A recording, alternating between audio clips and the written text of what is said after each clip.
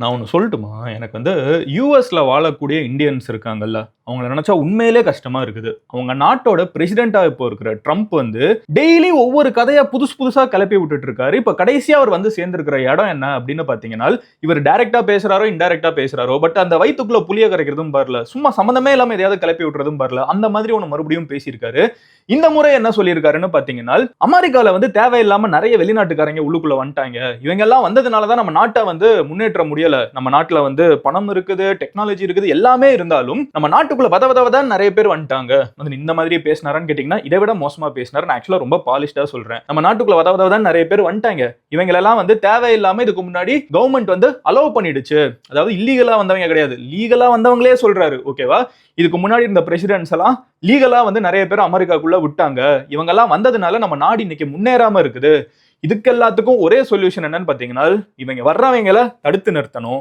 ரெண்டாவது, நம்ம ஊருக்குள்ள ஆல்ரெடி பல வருஷமா இருக்காங்க அவங்களோட குழந்தைங்க அப்படின்னு வம்சமா இருக்கவங்க கூட சரி, நம்ம நாட்டுக்கு தேவையில்லைனால் இவங்களெல்லாம் இவங்களோட சொந்த நாட்டுக்கு அனுப்புறது மட்டுமே ஒரே வழி அப்படின்னு சொல்லிட்டு ஒரு மிகப்பெரிய ஸ்டேட்மெண்ட்டை ட்ரம்ப் வண்டியா பேராவா எழுதி அவரோட சோசியல் மீடியால போஸ்ட் பண்ணிருக்காரு, ட்விட்டர்லயும் போட்டிருக்காரு. இன்னைக்கு வீடியோல ட்ரம்ப் சும்மா இருக்க முடியாது போல.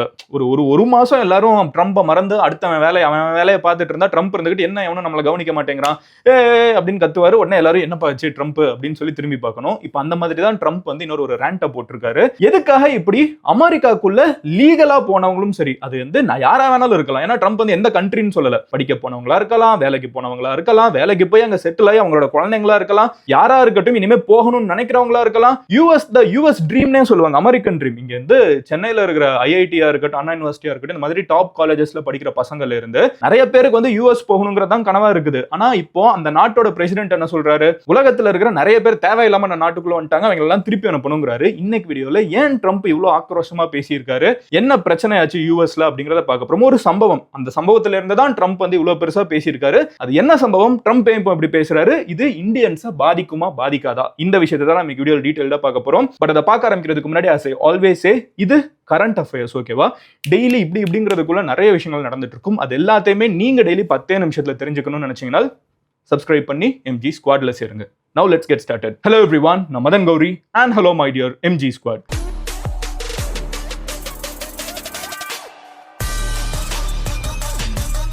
ட்ரம்போட இவ்வளோ பெரிய ரேண்ட்டுக்கான காரணம் என்ன அப்படின்னு பார்த்தீங்கன்னா, ஒரு இன்சிடென்ட் தான். இந்த இன்சிடென்ட் நடந்ததுல இருந்து தான் ட்ரம்ப் என்ன சொல்லிட்டாருன்னா, இந்த ஒருத்தர் ஒரு விஷயத்த பண்ணிட்டாரு, அதனால ட்ரம்ப் என்ன சொல்றாருன்னா, இது இந்த ஆள் வெளிநாட்டுல இருந்து வந்தவர், அதனால இந்த வெளிநாட்டுல இருந்து வந்தவங்க எல்லாத்தையுமே நான் கேள்வி கேட்க போறேன் அப்படின்னு சொல்றாரு. இப்போ உள்ளுக்குள்ள வெளிநாட்டுல இருந்து வந்தவர் ஒரு சம்பவத்தை பண்ணிட்டாருன்னு சொல்றேன்ல, அது என்ன சம்பவங்கிறத சொல்றேன். யார் இது அப்படின்னு பாத்தீங்கன்னா, ரஹ்மானுல்லா லக்கன்வாலா அப்படின்னு சொல்லப்படக்கூடிய ஒரு நபர். இவர் கல்யாணமாயி 5 குழந்தைங்க இருக்குது, யூஎஸ்ல இருக்காரு. இவர் எந்த நாட்டுக்காரரு அப்படின்னு பாத்தீங்கன்னா, ஏசியால ஆப்கானிஸ்தானை சார்ந்தவர். இவர் அமெரிக்கால இருக்கக்கூடிய CIA இருக்காங்கல்ல, அவங்க தானே ஆப்கானிஸ்தான்ல இவ்வளவு நாள் ஆக்கியூபை எல்லாம் பண்ணி வச்சிருந்தாங்க ரொம்ப நாளுக்கு. அவங்களுக்கு வேலை பார்த்த ஒரு உளவாளி யாரு, அமெரிக்கன் ஸ்பை, அதாவது ஆப்கானிஸ்தானி தான், ஆனா அமெரிக்காவுக்காக வேலை பார்த்த ஒரு ஆப்கானிஸ்தானி, அவங்க நாட்டு மக்களுக்கு எதிராகவே அமெரிக்காவுக்கு சப்போர்ட் பண்ணி வேலை பார்த்த ஒருத்தர். சோ என்ன ஆகுது அப்படின்னு பாத்தீங்கன்னா, யூஎஸ் ஆப்கானிஸ்தான்ல இருந்து திரும்பி யூஎஸ் போனப்போ இந்த மாதிரி ஆட்கள் அவங்களுக்கு சப்போர்ட் பண்ணவங்க, ஸ்பை, அவங்களெல்லாம் அவங்க நாட்டிலே விட்டுட்டு போனா தாலிபான் வந்தாங்கன்னா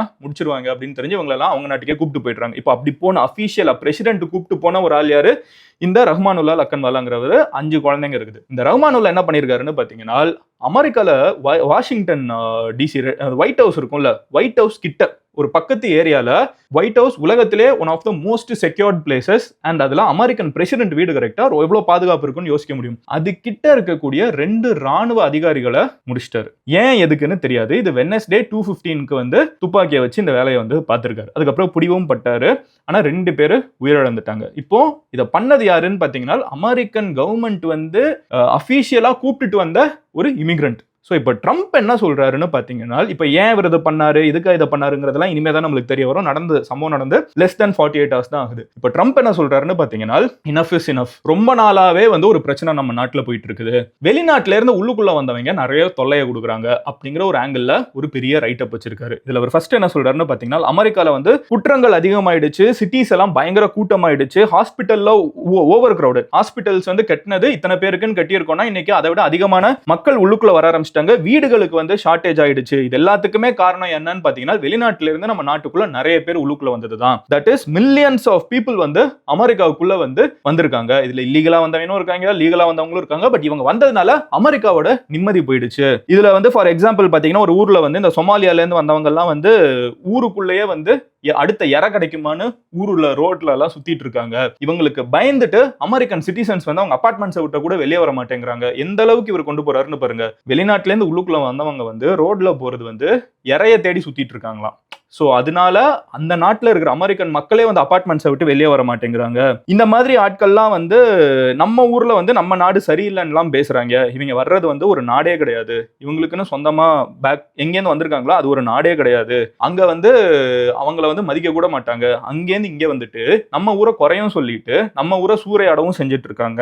இதனால நம்ம கிட்ட அதிகமான பணம் இருந்தாலும் சரி, அதிகமான டெக்னாலஜி இருந்தாலும் சரி, நம்மளோட இமிகிரேஷன் பாலிசி வந்து இந்த மாதிரி நிறைய பேரை உள்ளுக்குள்ள விட்டுருச்சு. ஓகேவா? சோ இமிகிரேஷன் பாலிசிங்கிறது கவர்மெண்ட் அஃபீஷியலா உள்ளுக்குள்ள அலோவ் பண்றவங்க. இது இன்க்ளூட்ஸ் ஸ்டூடெண்ட்ஸா இருக்கட்டும், கிரீன் கார்டு ஹோல்டர்ஸா இருக்கட்டும். சோ இவர் என்ன சொல்றாருன்னு பாத்தீங்கன்னா, இங்க இருந்து வெளிநாட்டுல இருந்து அமெரிக்காக்குள்ள வந்த அஃபீஷியல் பீப்புள் எல்லாரும் அப்படின்னு சொல்லிடுறாரு. இதுல அஃபீஷியல் பீப்புள் அஃபீஷியலா உள்ளுக்குள்ள வந்தவங்களையும் சேர்த்து சொல்றப்ப அங்க இருக்கிற பெரிய பெரிய பிசினஸ்மேன்ல இருந்து பெரிய பெரிய பொலிட்டீஷியன்ஸ் வரைக்கும் அஃபீஷியல் ரூட்ல தான் யூஎஸ்குள்ள வந்திருப்பாங்க. பட் அவர் என்ன சொல்றாரு, எல்லாத்தையும் அம்ப்ரெல்லா டேர்ம்குள்ள உள்ளுக்குள்ள வந்தவங்க தேர்ட் வேர்ல்டு கண்ட்ரீஸ் அப்படின்னு சொல்றாரு. தேர்ட் வேர்ல்டு கண்ட்ரினா எது? தேர்ட் வேர்ல்டு கண்ட்ரினா ஃபர்ஸ்ட் வேர்ல்டு. இது வந்து ஒரு இரண்டாம் உலக போறப்ப யூஸ் பண்ண ஒரு டேர்ம். ஓகேவா? இந்த நாட்டுக்காரங்கன்னு தேர்ட் வேர்ல்டு. அதை நான் சரி கடைசியில கூட வரேன், அதை நான் கொஞ்சம் தெளிவுபடுத்துறேன். பட் இப்போ என்ன சொல்றாருன்னு பாத்தீங்கன்னா, இவங்க எல்லாம் நம்ம நாட்டுக்குள்ள வந்ததுனால முன்னேற முடியல. இதுக்கு ஒரே சொல்யூஷன் வந்து permanent pass of immigration from third world countries. இனிமே இந்த நாடுகள் கிட்ட இருந்து நம்ம உள்ளுக்குள்ள அலோவே பண்ணக்கூடாது.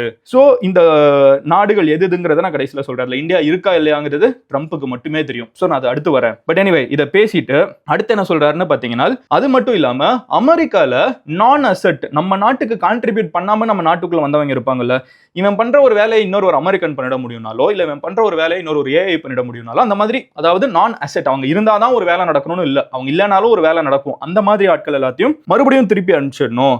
இவங்க எல்லாத்தையுமே வந்து ஜோ பைடனோட ஆட்சி வந்து தேவையில்லாம உள்ளுக்குள்ள அலோவ் பண்ணிடுச்சு. இவங்களெல்லாம் திருப்பி அனுப்பணும். அப்போ ஜோ பைடன் டயத்துல வந்து எத்தனை வீசா அப்ரூவ் ஆயிடுச்சோ அதெல்லாம் கை வைப்பாரா தெரியாது. பட் அந்த மாதிரி தான் நோட் பண்றாரு. அந்த மாதிரி தான் ஜோ பைடன் பேரை சொல்லி சொல்றாரு. அடுத்து என்ன சொல்றாருன்னு பாத்தீங்கன்னா, நான் compatible people with western civilization, அதாவது அமெரிக்காவோட சொசைட்டிக்கு செட் ஆகாத ஆட்கள் எல்லாத்தையும் திருப்பி அனுப்பணும்னு. இது யாருன்னு யாருக்கு டிசைட் பண்றது? இப்போ இது சப்ஜெக்டிவான ஒரு விஷயம். ஒருத்தன் வந்து அமெரிக்கன் சொசைட்டில ஃபிட் ஆகுறானா இல்லையாங்கிறது பாக்குறவன் கண்ணோட்டத்துல இருக்குது. இப்ப ட்ரம்போட கண்ணோட்டத்திலேயோ ட்ரம்போட ஆபீசர்ஸோட கண்ணோட்டத்திலேயோ யாரு வந்து அமெரிக்கன் இல்லங்கிறது எப்படி தெரியும்? ஆனா இவர் என்ன சொல்றாரு, அமெரிக்கன் சிவிலைசேஷனோட செட் ஆகாதவன் எல்லாத்தையும் திருப்பி அனுப்பிச்சிடணும்.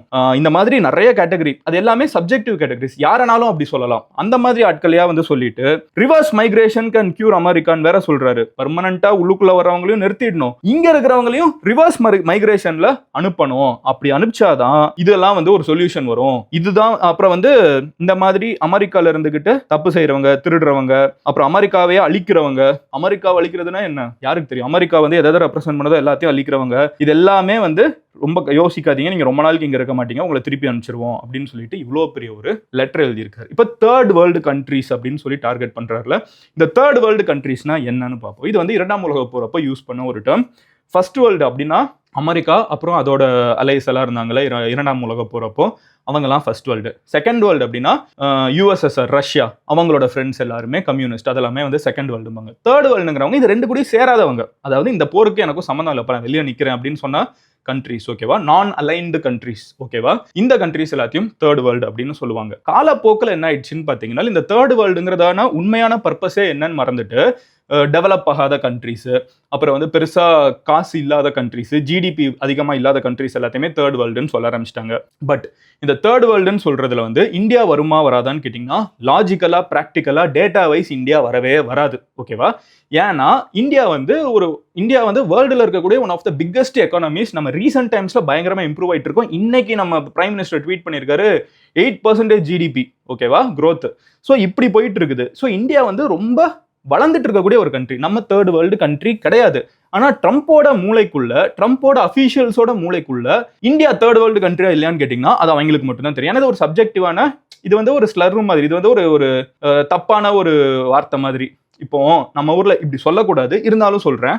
அது ஒரு எக்ஸாம்பிளுக்காக சொல்றேன். நம்ம ஊர்ல சில பேர் வந்து வடக்கான் அப்படின்னு சொல்லுவாங்க. அதே மாதிரி நார்த் இந்தியாவில் சில பேர் வந்து சவுத் இந்தியன்ஸை பார்த்து மதராசிம்பாங்க. இப்போ மதராசினா உண்மையிலே யாரு? இப்போ மதராஸ்னே ஒரு ஊர் கிடையாது, சென்னை வந்துருச்சு. பட் அப்படியே நம்ம அதை வந்து பிரேக் டவுன் பண்ணி பார்க்கணும்னா மதராசினா மோஸ்டா இந்த சென்னைக்காரங்க இல்ல மெட்ராஸ்காரங்க இல்ல தமிழ் ஆட்கள் அப்படின்னு நம்ம சொல்லலாம். ஆனா நார்த் இந்தியாவில் இருக்கவங்க என்ன பண்ணுவாங்கன்னு பாத்தீங்கன்னா கேரளா, கர்நாடகா, ஆந்திரா, தெலுங்கானா, கோவா எல்லாத்தையுமே மதராசின்னு மொத்தமா சொல்லிடுவாங்க. அதே மாதிரி நம்ம ஆட்கள் என்ன பண்ணுவோம்னு பாத்தீங்கன்னா நார்த் இந்தியாவில் இருக்கிற எல்லாருமே வடக்கான் அப்படின்றோம். வடக்கான்னா வந்து எங்க நீங்க வந்து இங்க பாருங்களேன், மத்திய பிரதேஷ் இருக்குது, ஜம்மு அண்ட் காஷ்மீர் இருக்குது, இந்த சைடு மகாராஷ்டிராவை எதுல சேர்க்கறதுன்னு தெரியாது, அந்த சைடு அசாம் எதுல அது ஒரு மாதிரி சப்ஜெக்டிவான விஷயம் இல்ல, ஒவ்வொருத்தனுக்கு தனிப்பட்ட விஷயம். சோ இந்த மாதிரி தேர்ட் வேர்ல்டு கண்ட்ரின்னு சொன்னதுல லாஜிக்கலா நமக்கு கிடையாது. பட் ட்ரம்ப் என்ன யோசிக்கிறாருன்னு நம்மளுக்கு தெரியாது. எனக்கு இதெல்லாம் பாக்குறப்ப என்ன தோணுதுனால் அங்க உட்கார்ந்துட்டு இருக்கிற அமெரிக்கன்ல இருக்கக்கூடிய இந்தியன்ஸ் இருப்பாங்க, இதை நிறைய பேர் பார்க்க கூட செய்வாங்க யூஎஸ்ல இருந்துகிட்டு. இந்த ஆள் வந்ததுல இருந்து எதையாவது ஒன்று இப்படி கிளப்பி விட்டுறது, அவங்க நல்ல வீக்கெண்டை என்ஜாய் பண்ணலாம்னு நினைக்கிறப்ப அந்த வீக்கெண்டை ரூயின் பண்ணி விட்டுறது, மறுபடியும் இவங்க எல்லாத்தையும் ஆஃபீஸ்ல ப்ரொமோஷன்ல இருந்து எல்லாத்தையும் யோசிச்சு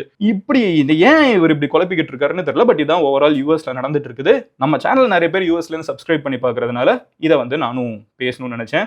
நிறைய பேர் எனக்கு டிஎம் பண்ணி மதன் இப்படி ஒரு பிரச்சனை போயிட்டு இருக்குது, இது என்னன்னு பேசுன்னு சொல்லிட்டு இருந்த நேரத்தில் ட்ரம்ப் இந்த ட்வீட்டையும் போட்டாரு. அதான் இந்த டீட்டெயில்டான எக்ஸ்பிளனேஷன். நாளைக்கு இன்னொரு வீடியோவில் உங்ககிட்ட வந்து நான் அடுத்த டாப்பிக்கை பேசுகிறேன். யூஎஸ்ல இருக்கக்கூடிய உங்கள் ஃப்ரெண்ட்ஸ் கிட்ட இந்த வீடியோவை ஷேர் பண்ணி விடுங்க. அவங்க என்னை விட பெட்டரா அவங்களோட சுச்சுவேஷன் என்னங்கிறத உங்ககிட்ட பெட்டரா எக்ஸ்பிளைன் பண்ணுவாங்க. பட் எஸ், யூஎஸ்ல இந்தியன்ஸ் மட்டும் இல்ல, எந்த நாட்டுக்காரங்களும் உள்ளுக்குள்ள ரீசெண்டா மைக்ரேட் ஆயிருந்தாங்கன்னா அவங்களுக்கு குடைச்சல் கொடுக்கறது தான் ட்ரம்ப்போட முக்கியமான வேலையா இருந்துட்டு இருக்குது. இதுதான் யதார்த்தமான ஒரு உண்மை. ட்ரம்ப் அதை டைரக்டா சொல்றாரு, இன்டைரக்டா சொல்றாரு, அங்க சுத்தி இங்க தான் கடைசியில வருவாருன்னு தெரியுது. What ever said and ton, நாளைக்கு இன்னொரு வீடியோவில் உங்களை வந்து மீட் பண்ணுறேன். நீங்கள் என்னை பர்சனலாக ஃபாலோ பண்ணணும்னு நினச்சிங்கன்னா எந்த சோஷியல் மீடியாவினாலும் மதன் கௌரின்னு சொல்லி சர்ச் பண்ணுங்க. Love you all, take care, bye, cheers எம்ஜிஸ்.